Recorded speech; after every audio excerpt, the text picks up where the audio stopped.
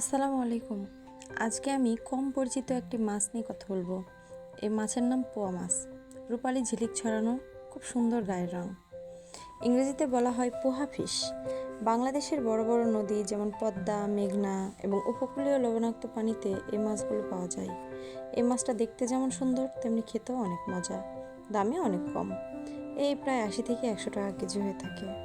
এই মাছে প্রচুর পরিমাণে protein, omega 3 fatty acid, calcium, phosphorus, iron থাকে, যা শরীরের পেশি গঠনে, হাড় মজবুত রাখতে এবং রোগ প্রতিরোধ ক্ষমতা বাড়াতে সাহায্য করে।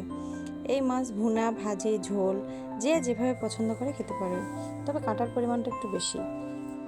আমাদেরকে খেয়াল রাখতে হবে মাছের কাঁটা কোনোভাবে যেন পেটের মধ্যে না যায়, কারণ মাছের কাঁটা থেকে একসময় পিত্তথলিতে পাথর তৈরি হয়। এই মাছের শুটকি দিয়ে পাতা মোড়ানো বড়া, মানে কচু পাতা দিয়ে মোড়ানো বড়া বেশ মজা। আমাদের নওগাঁ জেলার প্রায় 90% মানুষই এই মাছ চেনে না। আপনারা যদি এই মাছটা চিনে থাকেন কিংবা খেয়ে থাকেন তাহলে কমেন্টে বলুন।